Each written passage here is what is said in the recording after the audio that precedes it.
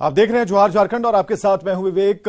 बड़ी खबर है कि जमीन कब्जा करने के मामले में रांची समेत 20 ठिकानों पर ईडी की कार्रवाई जारी है और आपको 5 तस्वीरें अब हम आपको दिखाने जा रहे हैं। केंद्रीय जांच एजेंसी ईडी की बड़ी कार्रवाई हुई है। ईडी ने रांची के पूर्व डीसी और वर्तमान में समाज कल्याण विभाग के निदेशक छवि रंजन के ठिकानों पर छापेमारी की है।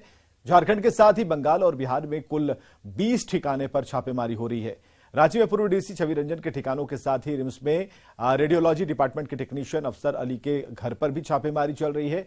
जमशेदपुर में भी और सरायकेला और रांची के पूर्व डीसी छवि रंजन के ठिकाने पर रेड जारी है। तो सिमडेगा में अंचल कर्मचारी भानु प्रताप के आवास पर ईडी की कार्रवाई हो रही है। एक साथ 20 ठिकाने ऐसे जहां पर ईडी ने दबिश दी है। बड़ी कार्रवाई चल रही है और जो 5 तस्वीरें वो हम आपको दिखा रहे हैं और 20 ऐसे ठिकाने हैं जहां से खबरें ये हैं कि कई अहम दस्तावेज मिले हैं। जमीन कब्जा मामले में ये छापेमारी की जा रही है जिसमें रांची के पूर्व डीसी छवि रंजन के आवास पर और उनके कई ठिकानों पर छापेमारी की जा रही है। रांची के हटिया में ईडी ने राजस्व कर्मचारी अशोक सिंह के घर पर दबिश दी है और साथ ही कई दस्तावेजों को खंगाला है। अशोक सिंह पहले नामकुम अंचल कार्यालय में पोस्टेड थे और इसी दौरान उन पर गलत तरीके से अकूत संपत्ति अर्जित करने का आरोप है। छापेमारी के दौरान ईडी ने प्रिंटर मशीन भी मंगवाई और इस दौरान सीआरपीएफ के जवान घर के बाहर तैनात रहे। ज्यादा जानकारी दे रहे हैं न्यूज 18 संवाददाता ओम प्रकाश। दबिश बता दें कि अंचल कार्यालय के राजस्व कर्मी के आवास पर भी पड़ी है। बता दें कि ये अशोक सिंह का आवास है। इसी के सेकंड फ्लोर पर अशोक सिंह रहते हैं जहां पर ईडी के अधिकारियों की टीम पहुंची हुई है।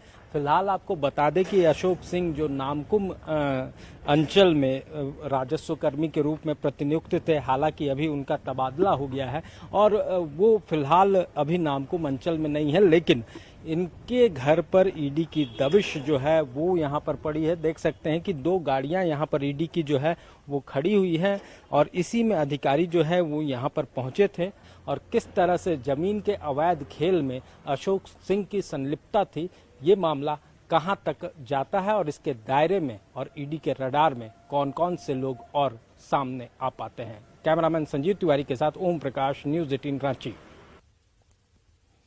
सिमडेगा में ईडी ने अंचल कर्मचारी भानु प्रताप के घर से ढेर सारे सरकारी कागज बरामद किए हैं, जिसमें कई विकास योजनाओं के दस्तावेज भी शामिल हैं। भानु प्रताप ने ही अपने घर को दफ्तर बना लिया था और वहीं काम करते थे। अंचल कार्यालय के कई दस्तावेज उन्होंने अपने घर पर रखे हुए थे जो ईडी के हाथ लगे हैं। जांच एजेंसी ने उनके ठिकानों पर घंटों छापेमारी की। आरोपी अंचल कर्मचारी को हिरासत में लेकर रांची ले जाया गया। हजारीबाग के मेरू में ईडी ने सीएसपी संचालक पंकज प्रसाद के ठिकाने पर छापेमारी की है। आरोपी के घर की तलाशी ली गई और इस मामले में आरोपी पंकज प्रसाद का कहना है कि उनके पिता रामगढ़ में कोल डस्ट में काम करते थे, लेकिन वो 3 साल से बंद पड़ा है।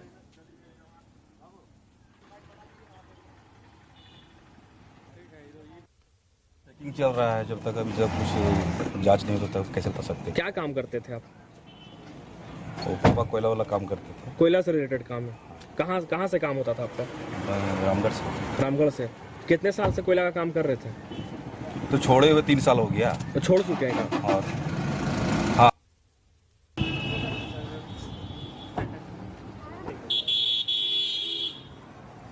झारखंड, बिहार के अलावे बंगाल में इन दिनों आज ईडी का लगातार छापामारी चल रहा है। हालांकि जमीनों को लेकर जो है तमाम तरह के कई जगह पे कागजात खंगाले जा रहे हैं। ऐसे में हजारीबाग में है और देख पा रही हूँ हजारीबाग का यह मेरू है जहां पंकज नामक एक व्यक्ति के घर पे आज छापामारी चल रहा है, जिसके लिए यहां पर देख पा रहे होंगे सुरक्षा के दृष्टिकोण से तमाम पुलिस जवान की तैनाती कर दी गई। हालांकि पंकज से पूछताछ में यह थोड़ी सी बात सामने आई है कि उनके पिता पिछले 3 वर्ष पहले कोयला डस्ट से का जो है उनका काम किया करते थे। हालांकि यह संदेश जताया जा रहा है कि वे एक पंकज एक सीएसपी का संचालक है और उनकी दुकानों में भी कागजात जो है खंगाले जा रहे हैं और घर पर भी उनके कागजात खंगाले जा रहे हैं। लेकिन हालांकि आगे की क्या कुछ मामला है या कुछ स्पष्ट नहीं हो पा रहा है। हालांकि देखने वाली यह बात होगी कि यह ईडी की जो कार्रवाई है वो कब तक चल पाएगी। सुशांत सोनी, न्यूज 18 हजारीबाग। जमीन के खेल मामले में आईएएस छवि रंजन के ठिकानों पर ईडी की छापेमारी पर केंद्रीय मंत्री अर्जुन मुंडा ने प्रतिक्रिया दी। उन्होंने कहा कि जमीन के मामले में स्थिति बहुत भयावह है और लोगों को परेशान किया जा रहा है। उन्होंने सरकार से पूरे मामले पर संज्ञान लेने और मामले की जल्द समाधान की अपील की।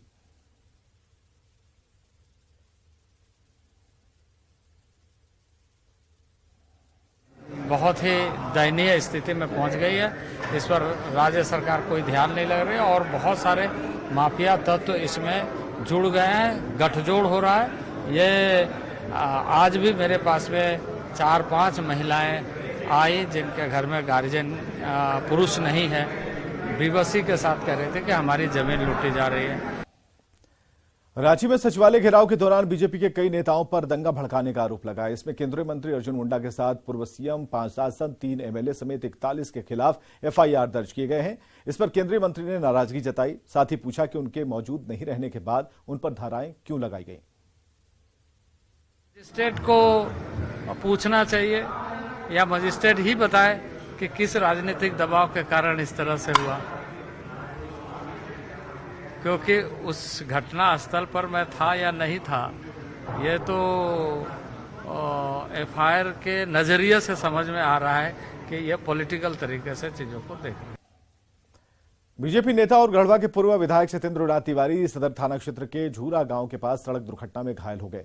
उन्हें गढ़वा सदर अस्पताल में भर्ती कराया गया, जहां से प्राथमिक इलाज के बाद रांची रिम्स रेफर कर दिया गया। बताया जा रहा है कि पूर्व विधायक पलामू के अपने आवास से गढ़वा की ओर जा रहे थे कि अचानक उनकी गाड़ी बिजली के पोल से टकराई और वे घायल हो गए।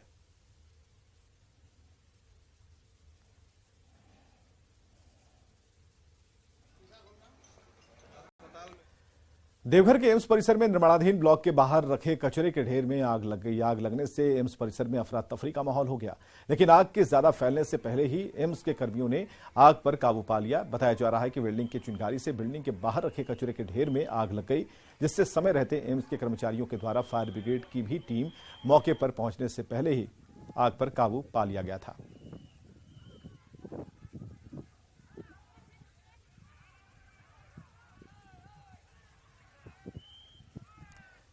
गिरिडीह के नगर भवन में कांग्रेस की ओर से जय भारत सत्याग्रह का आयोजन किया गया, जहां कार्यक्रम के दौरान पार्टी कार्यकर्ताओं ने जमकर बवाल काटा।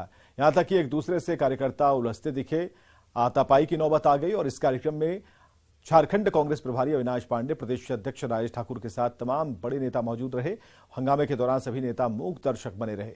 जमुआ विधायक के पूर्व विधायक चंद्रिका मेहता को विधानसभा के कांग्रेस की सदस्यता ग्रहण करनी थी। आरोप है कि कार्यक्रम में बुलाकर उनकी बेइज्जती की गई। इससे नाराज पूर्व विधायक के समर्थकों ने बवाल किया।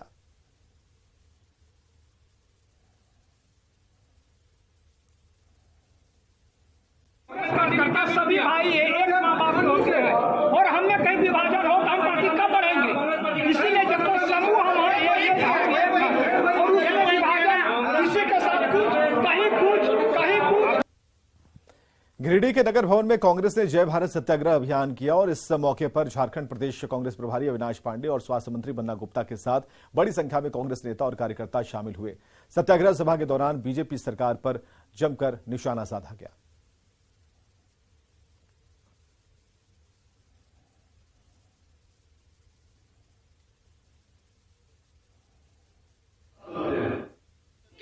कि चौकीदार हैं और वो चौकीदारों ने देश में जो हिंदू मुसलमान का प्यार, आपस की मोहब्बत, उसको तो चोट किया ही है, लेकिन देश के जो संसाधन हैं उनको भी बेच रहे हैं। रमजान के इस महीने में, पाक महीने में और रामनवमी के इस नवरात्र के दौरान जब पूरा समाज एकजुट होकर और धार्मिक भावना से अपना नतमस्तक भगवान के चरणों में रखता है, ऐसी सभी स्थितियों से उभारने का प्रश्न केंद्र सरकार से कांग्रेस का कार्यकर्ता पूछेगा और यही कार्यक्रम लेकर अगले 16 तारीख तक ये यात्रा चलेगी।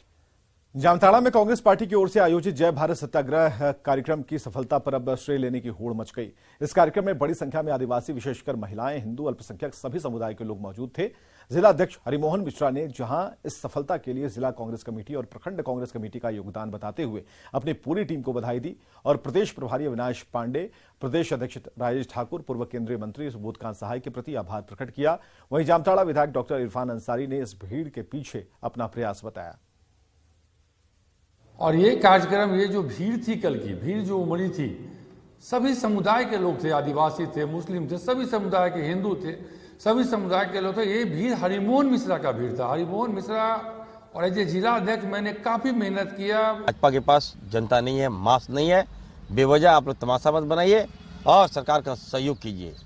जो विधायक लोग गए थे उनसे मैं कहूँगा अभी हम लोग काम देंगे, हमारी सरकार काम देगी और आपके हित में ही वो होगा। सड़कें लीजिए, पुल लीजिए, इसके लिए आग्रह कीजिए ना, विकास कीजिए लोगों के लिए।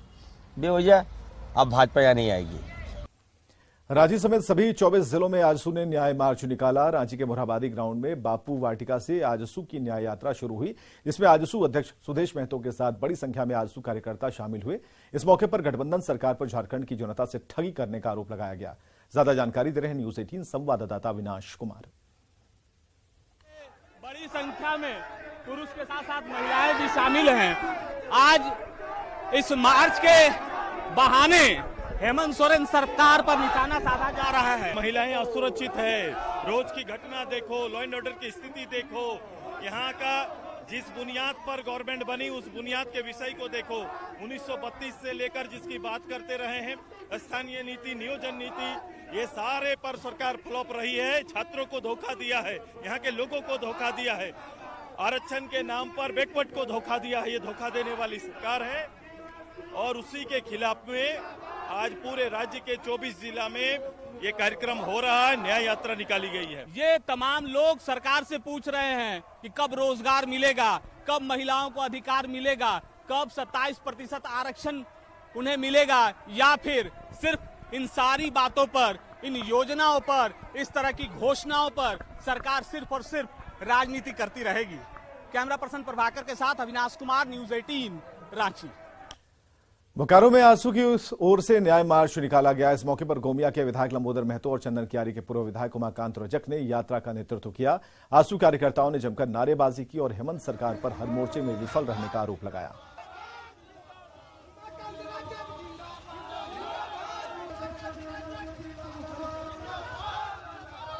कि आप जो मैनिफेस्टो में जनता के बीच में आपने जो रखा है उसको आप अतिशी झारखंड प्रदेश के अंदर में लागू करने का काम करें। अगर सरकार लागू करती है तो हम लोग धन्यवाद देंगे सरकार को कि आप स्थानीय नीति जो अपने मैनिफेस्टो में दिया था, जो आपने लागू किया है, अगर नहीं करती है तो सड़क से सदन तक आजसू पार्टी लड़ाई लड़ेगी। दुमका पुलिस ने लूट की वारदात का खुलासा किया है। साथ ही बिहार से 3 आरोपियों समेत 5 अपराधियों को पकड़ा है। इनके पास से कैश समेत 2 देसी कट्टे, 5 कारतूस, धारदार चाकू बरामद किया गया। वहीं एक गाड़ी और मोबाइल फोन भी जब्त किया गया है। 10 अप्रैल को दुमका जिले के रामगढ़ थाना क्षेत्र के बौड़िया गांव के करीब डेली पाथर पुलिया के पास सीएसपी संचालक राजेंद्र मांझी से 1,36,000 रुपए लूटे गए थे, जिसकी शिकायत दर्ज कराई गई थी।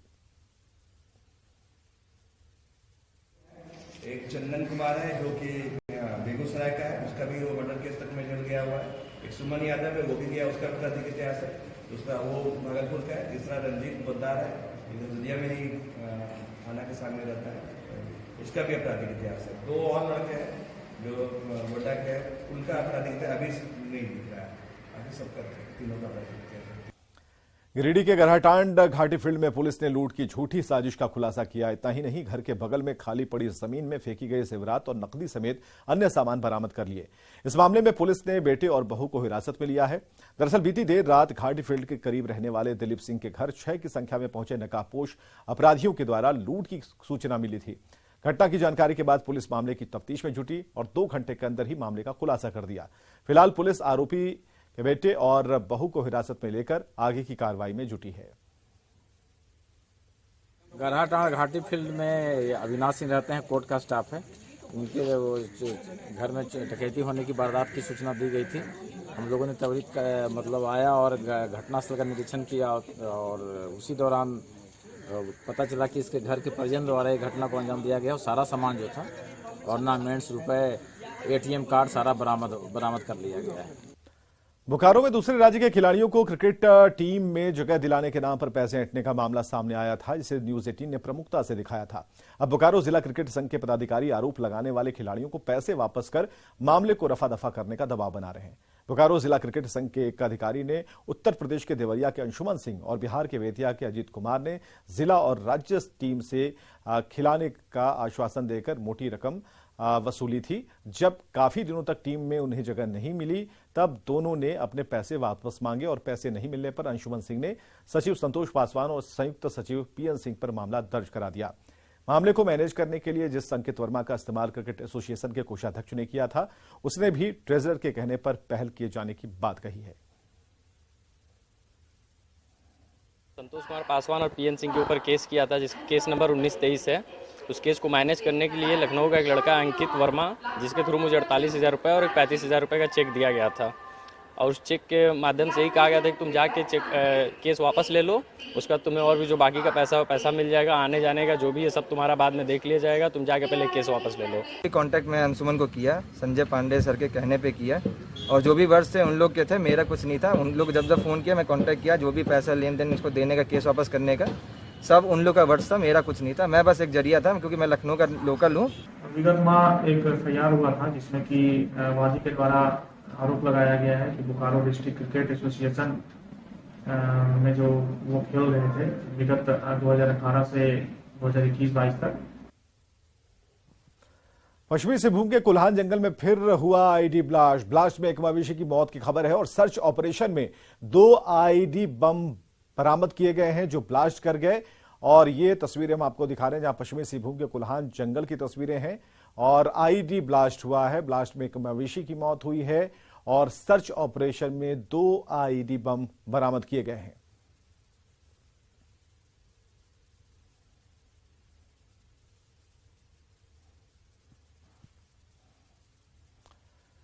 लोहरदगा के नारी गांव में जंगली जानवरों का उत्पात देखने को मिला। यहां जंगली बिल्लियों ने मुर्गी फार्म में घुसकर करीब 250 मुर्गियों को अपना शिकार बनाया, जिससे मुर्गी पालन कर रहे फार्म मालिक को भारी नुकसान हुआ है।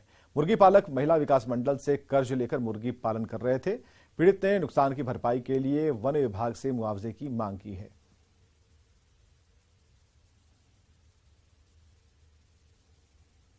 जंगली जानवर और उसके बाद 250 नुकसान किया, कुछ के खा गया और कुछ के नुकसान कर दिया। क्या चीज़ का नुकसान किया? अति बॉयलर वाला मुर्गी है, लोन लेके काम किए हैं हम लोग।